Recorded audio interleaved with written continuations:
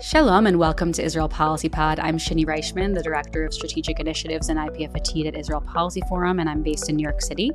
This is a very rare week in which we are recording two podcasts, since we had the opportunity to amplify a very important voice for you to hear from.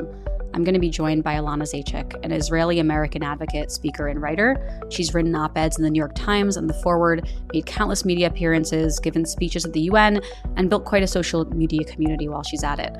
And on October 7th, 6 of her family members were taken hostage by Hamas.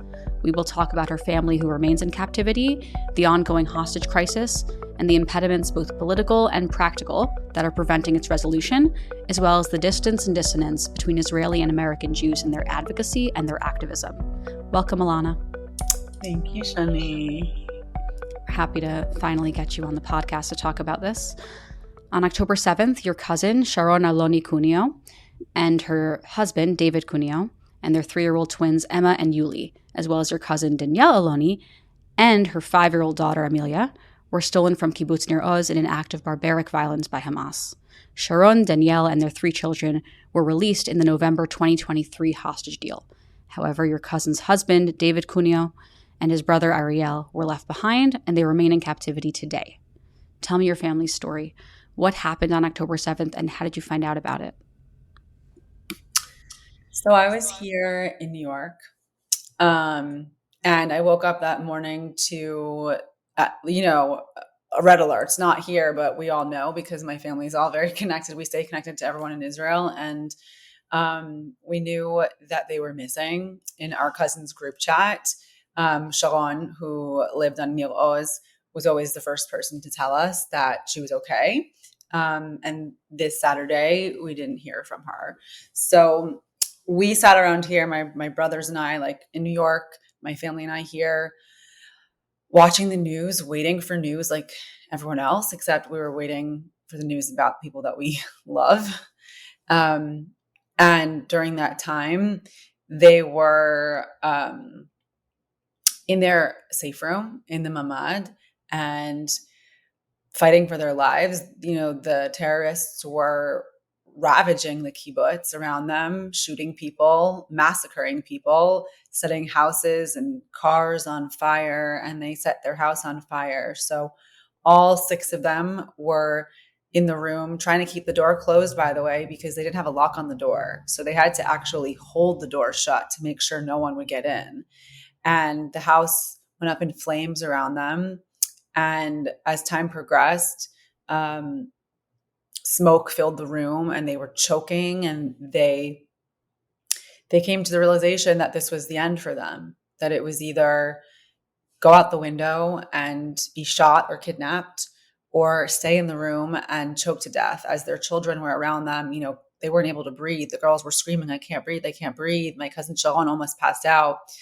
And they eventually, decided that they'd rather be shot than choke to death. At least my cousin Danielle decided that and said to her daughter, I'm sorry, honey, but we're going to die. That's really what they believed when they left that room. And they went through the window and were miraculously not shot, but were put onto tractors and taken to Gaza. And bringing back to me in New York, sitting around waiting to find out what was happening to them, I actually saw a TikTok video of Sharon and David and one of the twins, Yuli, surrounded by terrorists, screaming Allah Akbar, and just taking them across the border. Goodbye. Just seeing my family swept away from me. It was deeply traumatizing, I'll say, to see that. And at that point, we didn't know if they were alive or dead or otherwise. We knew that there was no blood in the room, because once people were able to get onto the kibbutz, we knew that in their house there wasn't any blood, and that was a sign of maybe that they were still alive. And I, at that point, became my family's advocate. I just started screaming. I mean, I was on Instagram quite literally, like, sharing stories about it in the moment. It came naturally to me to just start screaming about them and what was happening to them. And yeah, they were taken away. And eventually, a few days later, we got confirmation that they were alive in Gaza. And so my my mission as an advocate began. Can you help us get to know Ariel and David a little bit better? Those are your two relatives who remain in captivity. Yeah. So they're both kibbutzniks. They grew up on the kibbutz. They're two of four brothers, actually. David is a twin. He has a twin brother named Eitan. Ariel is the youngest of the family, and they have an older brother.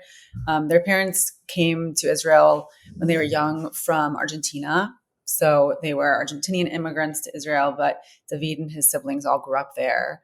And they really loved living on the kibbutz. They really loved that world and the community, and like the earth, they're like that type of simple men. David is like quite literally the best husband and father. When he joined my family, I was so excited.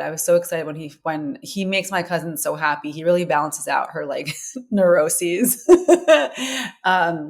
And when he had twins of his own, that was like, my cousin was terrified, and he was so excited to share that connection and that relationship with her or with them. And, really is the type of father who gets down on the ground and plays with his kids. And Ariel is the partner of Arbel Yehud, who a lot of people know, who returned a few months ago. He and her were big travelers. They wanted to travel the world. They had just returned back from a trip. And he's a loving uncle to the twins. And like I said, like, these are just good boys. They're just good young men who deserve to live and deserve to be home. Thank you for sharing that context about them. I think it helps us humanize and personalize the experience. What has it been like to be, I don't know how many of your relatives are with you in New York City advocating alongside you, but I definitely see you all over the community raising awareness and as you said, really shouting to bring them home. What has that experience been like for you the past 21 months? It's been life-changing. Truly. I never expected to find myself in this position, but in some ways it feels like a calling. Like if this horror was going to happen to my family, at least I was here to do something about it. I have my two brothers here and my parents, and everyone advocates differently. For me, speaking up and using my voice comes naturally to me. For my brothers, they did it in their own ways. But for me, it's become kind of a full-time job in many ways. I mean, especially in the beginning. In the beginning, I really was everywhere. I was on every single news channel from here to CNN Romania. But during that time, I uncovered, a lot of things, a lot of holes. I wasn't in the Jewish advocacy world before this. I was just living my life. And I am a problem solver. So when I started seeing all of these holes and all of these kind of fractures, both in my political reality here in New York, in the States, within the Jewish community, between Americans and Israelis, and I just felt like there is so much more work to be done. And so I continue to try and do that now. But it hasn't been easy. It hasn't been easy because on the one hand, everything is so polarized and divided. Everything is seen through a political lens. No matter what you say, someone has a political opinion to project back onto you. So for me, I have tried to place the humans of everyone, my family or Palestinians. I try to place the humans at the forefront of everything that I do. I try to place, human behavior and emotions and feeling at the forefront of what we're doing. Of course, politics is a huge part of it all, but I think that I personally feel like I have to lead with humanity in order to even be able to have effective political discussions. Yeah. Thinking about the politicization of this issue, you started advocating for your family under the Biden administration, and you've continued under the Trump administration. What does it look like to engage in Washington in the last administration and in this? I don't know if you've noticed any differences. Obviously, there have been hostage deals secured under both administrations. So I'm sure you have, what to be grateful for to both of them. Yeah, look, I spent more time in Washington during the Biden administration personally. Unlike a lot of the other family members, I'm an American with very strong, loud American politics.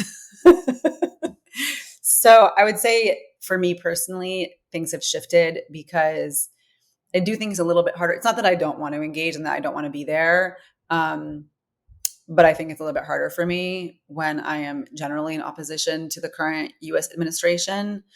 That said, I would talk to anyone about my family and I would never turn away from it. And I have continued to advocate wherever I can. In general, though, I would say both administrations are incredibly equally sympathetic to the cause. A lot of the weight falls on other advocates here who are not American, who are advocating here in the US. And I've heard a lot about, the care and the treatment that the hostage families are really receiving, and the attention that this administration is giving them is really similar to what we saw from the previous administration. Steve Witkoff has been a source of strength for the family members, has gone to Israel quite a lot. And look, both secured deals for us. I will say I do feel that the deal that already happened was still Biden's deal.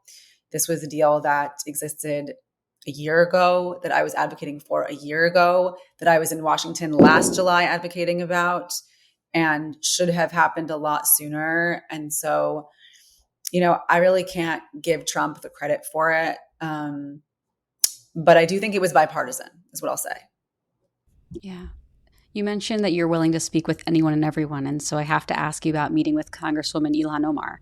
It's not super common for an Israeli-American Jew to be engaging with her. So can you tell me more about that and what brought you to meet with her? Yeah, absolutely. I know she's a very contentious figure in our community, and I understand the reasons why. I don't agree with every reason, but I understand them.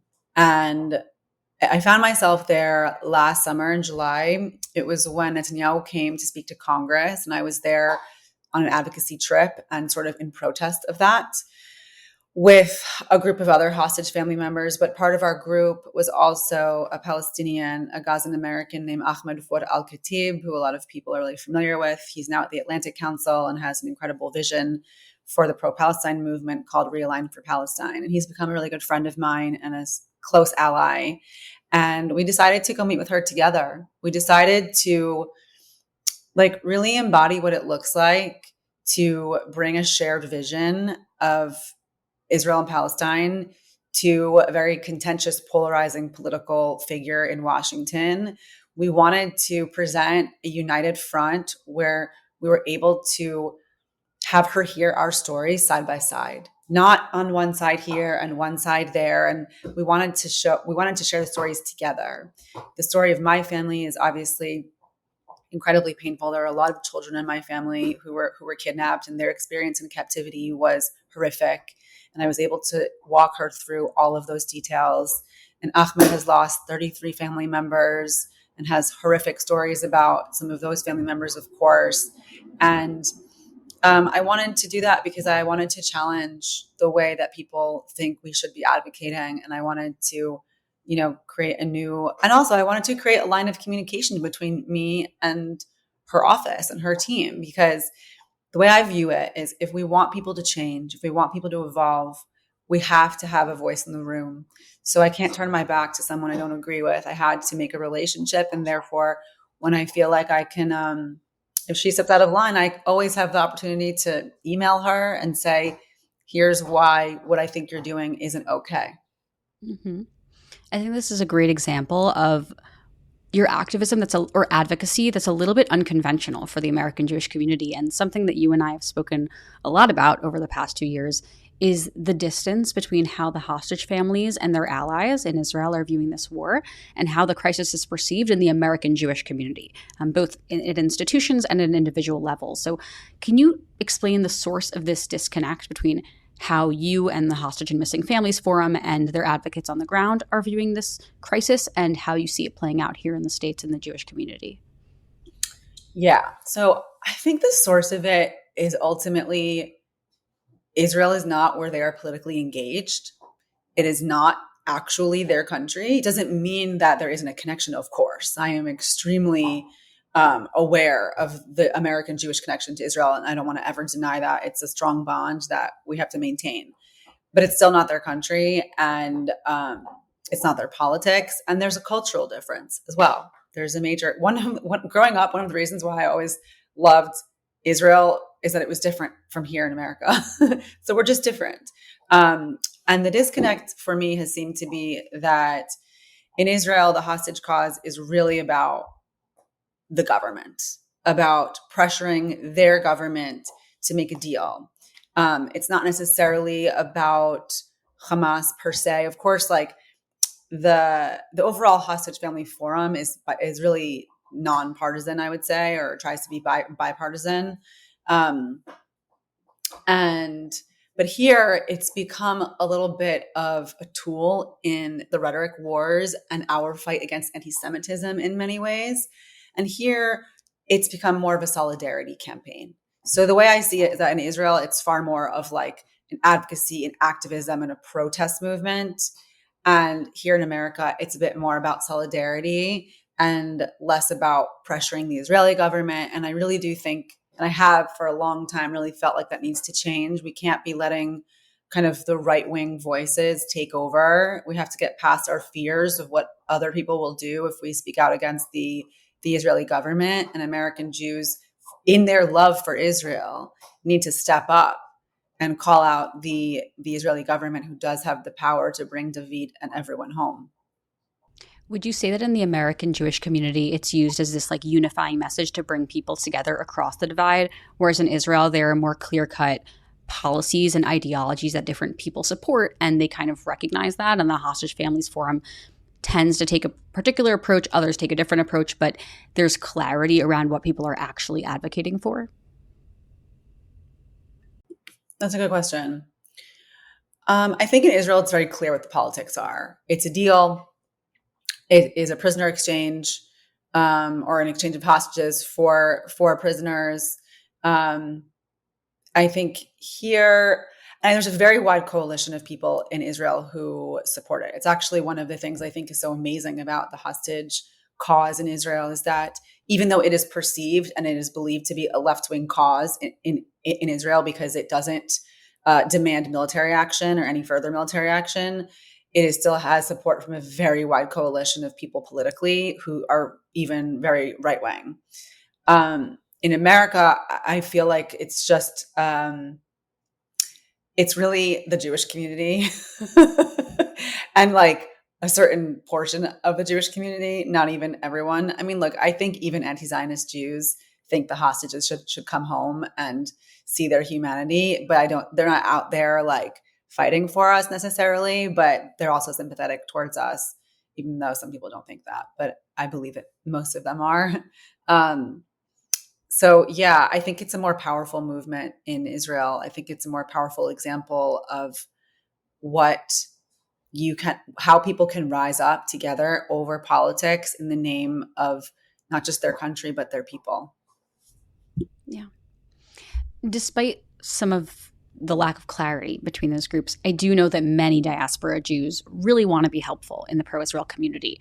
They just don't necessarily know what to do, but I genuinely believe people when they say, bring them home. I think they mean it and they believe it and they want it, even though you and I might argue that it's a little bit generic and lacks like the true meaning because of how generic it is. But I really believe that they want to do effective advocacy. What would it look like on an institutional level? Because the American Jewish community has extremely strong and viable institutions here that do a lot of advocacy work in general. So what does it look like for institutions and then for individuals? Because a lot of American Jews are on social media talking about this every single day. So what does it look like to do that in a way that's actually helpful to you and helpful to your cause and has potential to genuinely help bring your cousins home? Yeah, I'd like to see the institutions continue to elevate voices of hostage family members over influencers or advocates who are not so intimately affected by it. I'd like to see them also elevate Israeli voices specifically who are really championing the hostage cause, perhaps even politicians who are part of the opposition. Those are some things I could see them doing. I'd really like to see them hold the Israeli government accountable. And look, some of the institutions will say, well, we don't really take sides in politics. We're technically nonpartisan. But the truth is, at the institutional level, whether it's about just the hostages or about the relationship with Israel, we need them to start breaking this habit of hiding the transgressions committed by the Israeli government against their own people, and to ensure that we're not always conflating the Israeli people with their government, that any threat to Israel and its people is a threat.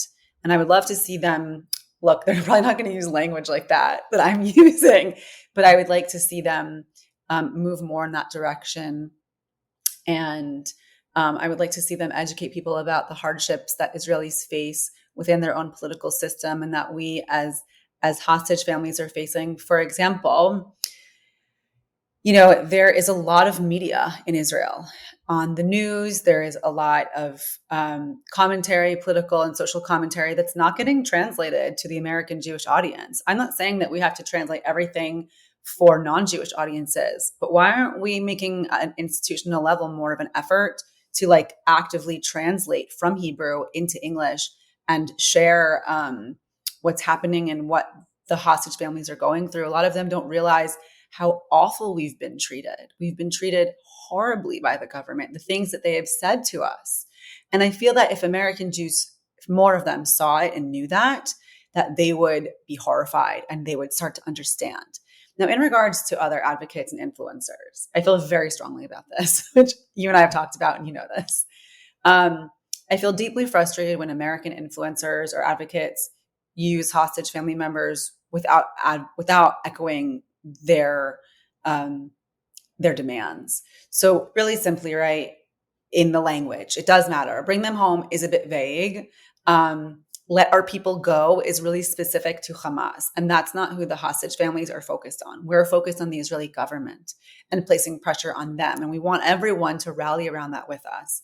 So I've seen some people continue to push this narrative that is really focused on Hamas and not the Israeli government. And that's just completely counter to what the hostage families are saying and doing. And so I would really love to see American Jewish advocates or activists, let's say pro-Israel activists and influencers, actually echo what we're saying and not use us as some sort of political volleyball or political cause that is really more about Western politics than anything else. Yeah, to tie it to the American politics piece, I think part of the reason we see that here is because people don't want to give a pass to Hamas and the Jewish community when we know that there are people among us who do normalize Hamas and accept Hamas. And so we want to push back and we want the focus to be on them. And that's what's different in Israel. You don't have to have that concern.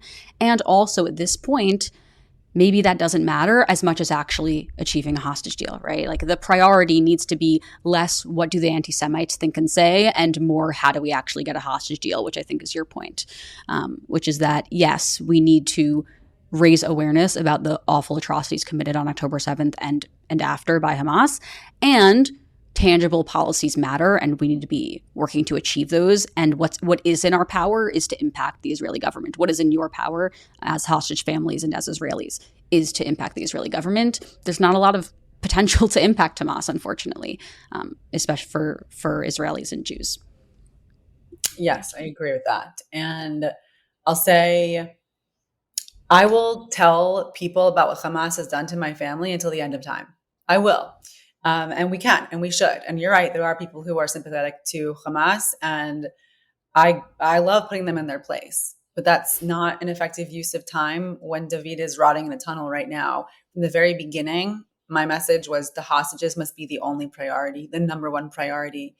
And that's what I was saying on the news every single day after they were taken, and what I still say. And the Israeli government has, even with words, made it clear that it's not the number one priority. And I really want people to stand behind that message, that the hostages are the only priority. And then we'll get to the rest later. Yeah. What does accountability look like for the Israeli government when it comes to this issue for you? Well, accountability. Well, first and foremost, I want them to make a deal. I want them to make a deal that includes a release of all of the hostages. that includes a withdrawal from Gaza and a commitment to a day after plan that creates that commits to a practical plan for the region, for Israelis and for Palestinians, that involves working with our partners, that ideally helps to expand the Abraham Accords. This can be a real moment that we can actually make change in the direction of peace, because peace is an agreement. Any ceasefire is going to be temporary. That's just the truth, unless it's an agreement. And what I want to see is agreements. But for this government, accountability is stepping down. It is calling elections, and it is an inquiry into the security failures of October 7th. So I don't trust that will ever happen with this government, but real accountability, we've seen in the past in history, other prime ministers have stepped down immediately.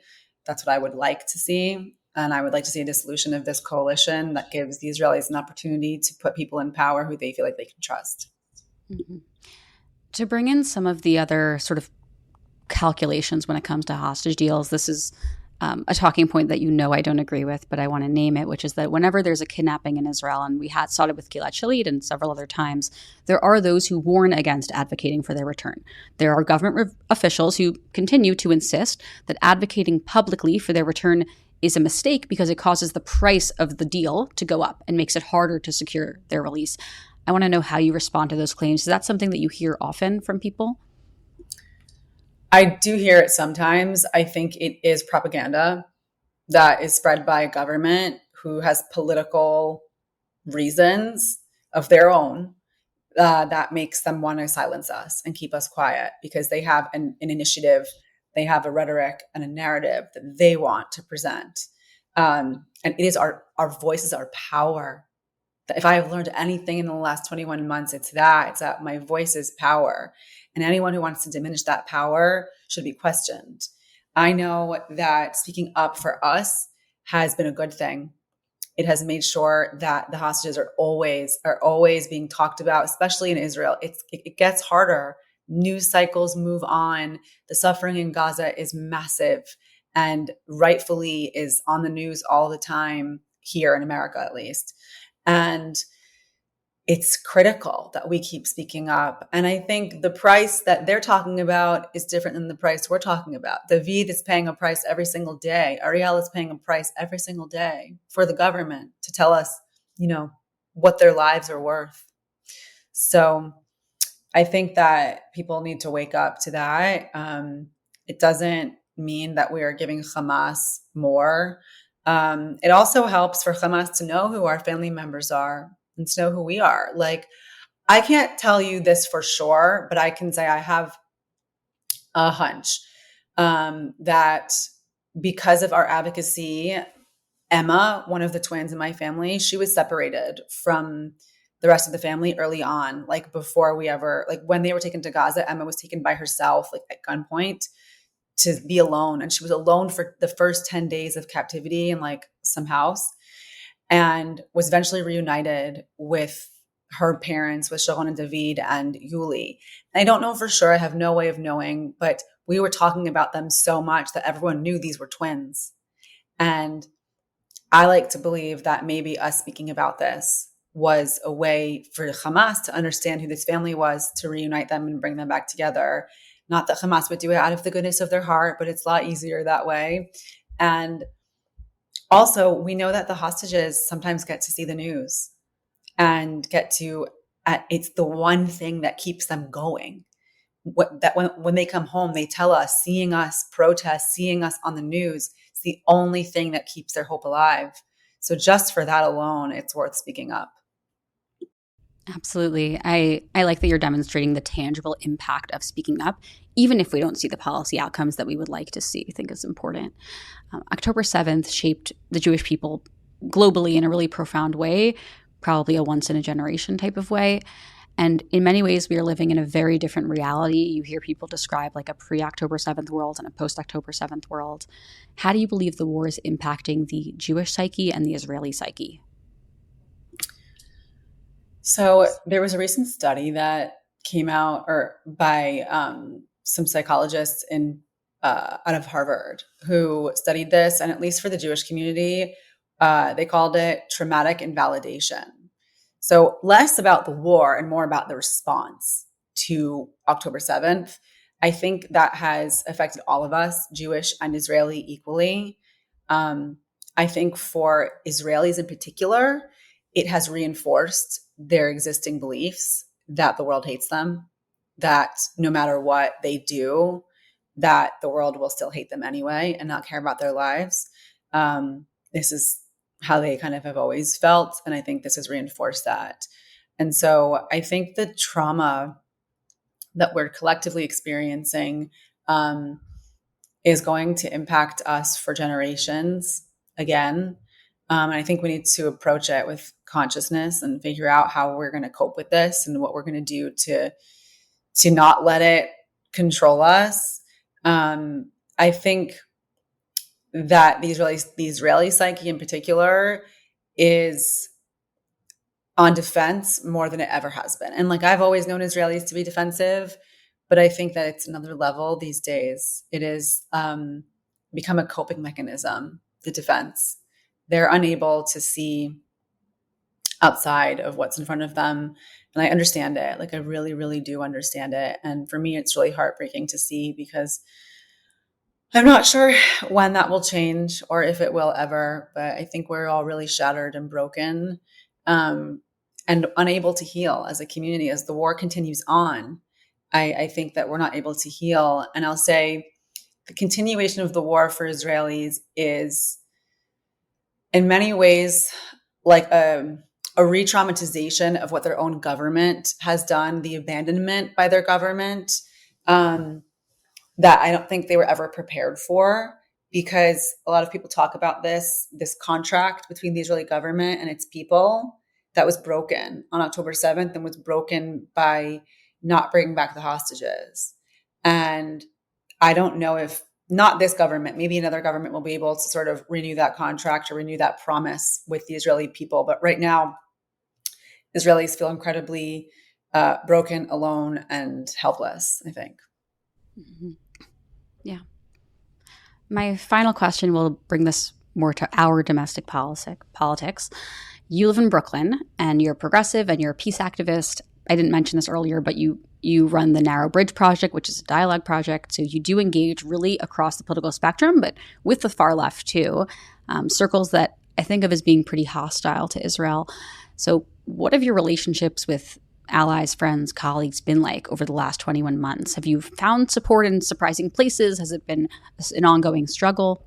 What is it like?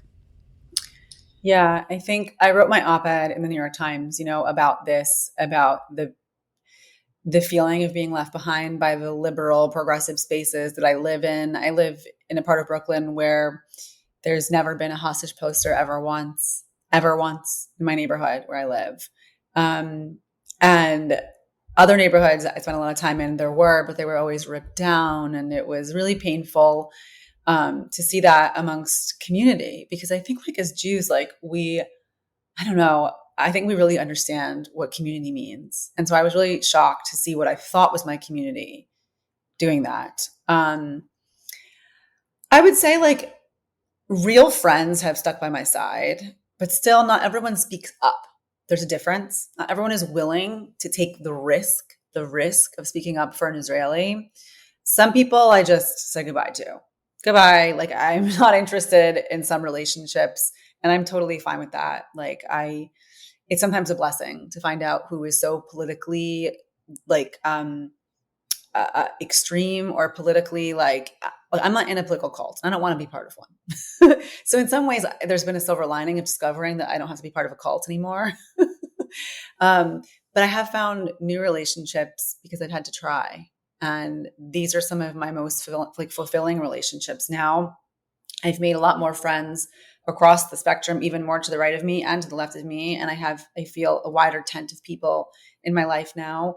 I have amassed quite a large number of Palestinian peace activists that I didn't know before. And they have been an amazing silver lining on this for me.